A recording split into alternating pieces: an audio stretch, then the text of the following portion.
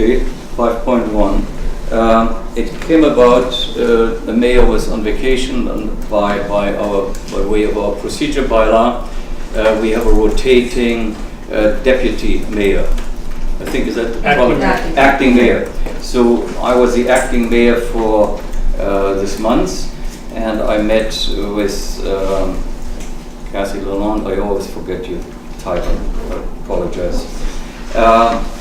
And I reviewed the agenda, which was properly prepared, and I realized there were 2 items on the agenda which came as a surprise.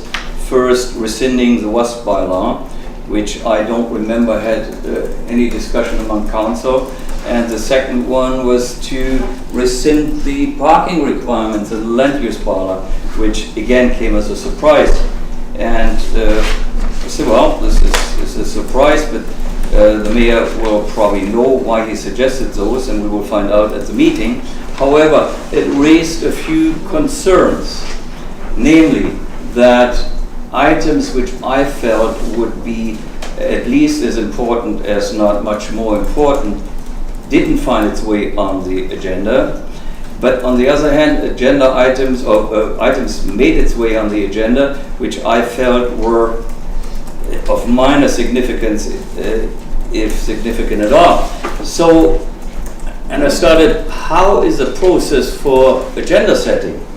And I inquired, I said, well, yeah, traditionally it's the mayor who does that. And I think Mayor Turner, over the last several years, he has been extremely diligent by spending several days in advance of setting the agenda to confer with councillors and trying to find out what was on their personal, in their personal opinion, important. We have not had that.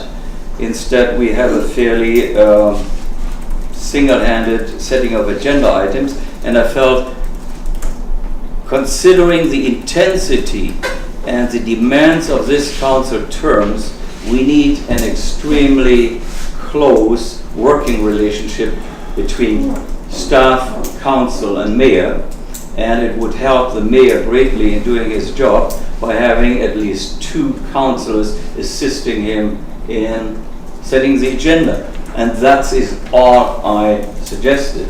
Not 2 particular councillors on a rotating base, just to warrant the most efficient, transparent, and solution-oriented process. This is not to abdicate any powers of the mayor, which I must point out because there may be a fundamental misunderstanding. The powers of a mayor under the BC legislation is minor.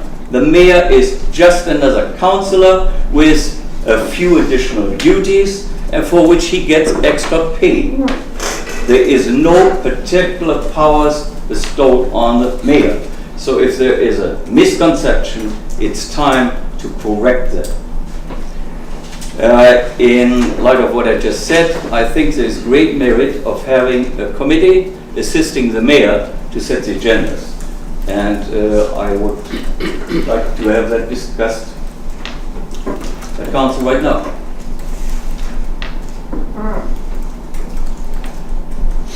But I think that our procedure bylaw needs to be addressed. It would seem everybody was surprised at what the procedure bylaw says. I'm always a proponent of more heads being better than a single head, so it certainly supports some sort of agenda.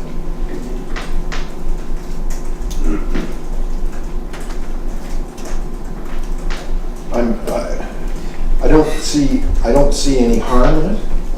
I see it as basically a procedural an adjustment to what normally goes on, I think it's a good thing to be looking at right now, given the fact that we want to keep the process moving and actively moving forward. Which process moving forward, sir?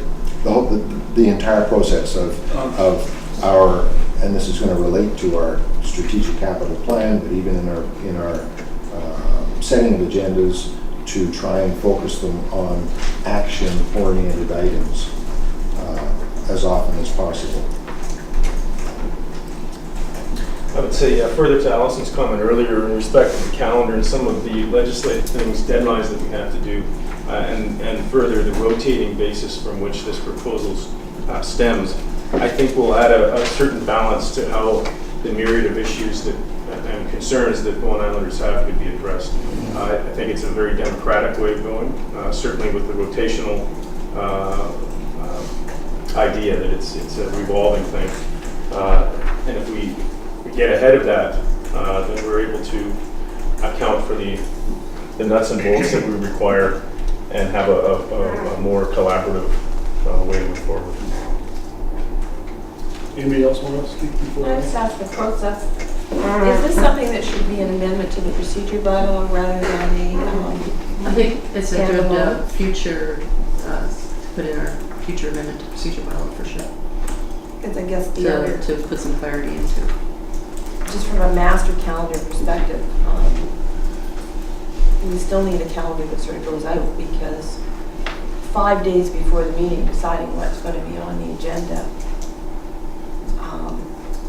you've got to have made that decision a long time before that, because staff reports have to be prepared and everything else. So it's almost having done agenda reviews, and I've been acting mayor, a bit of a, okay, we've got all these things are in the hopper, which ones, staff reports are ready, let's deal with them. Often the staff reports aren't ready, so you can't put them on the agenda.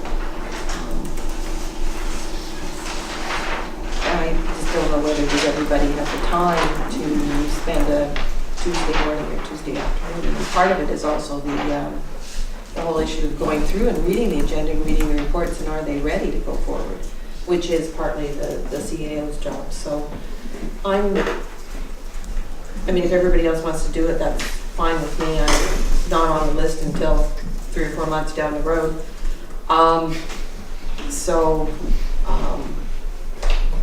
Doesn't, I guess, really matter, but I'm thinking we still need the master calendar idea of what we want to see come forward when, looking out for the whole year.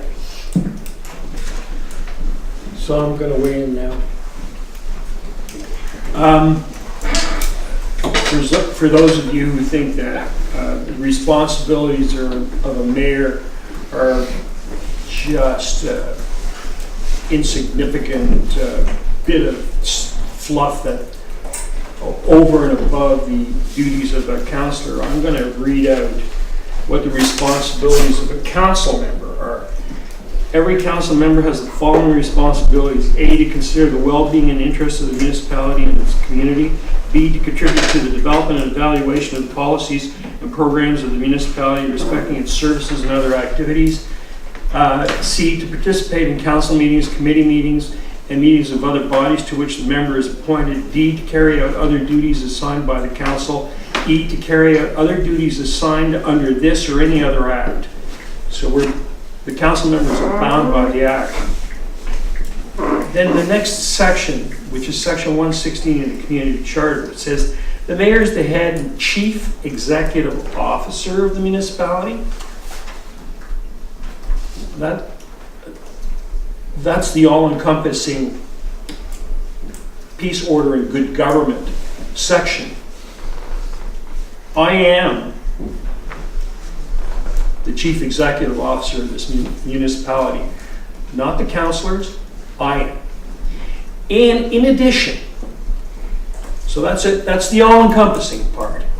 In addition, the mayor's responsibilities as a member of the council are as follows: A, to provide leadership, which the 2-week vacation has totally screwed up by the sounds of things, including by recommending bylaws, resolutions, and other measures. That's setting the agenda for those of you who don't understand this stuff, even amongst my council. In the mayor's opinion, may assist the peace, order, and good government of the municipality. B, to communicate information to the council. C, to preside at council meetings when in attendance. D, to provide on behalf of the council general direction to municipal officers respecting implementation of municipal policies, programs, and other directions. E, to establish standing committees. Now, I presume that this is going to be what Councillor Dunst is advocating is going to be a standing committee. And if it's a standing committee, that's something that I, as mayor, establish. To suspend municipal officers and employees in accordance with section 151, to reflect the will of council and to carry out other duties on behalf of council. So I want to say this about the agenda.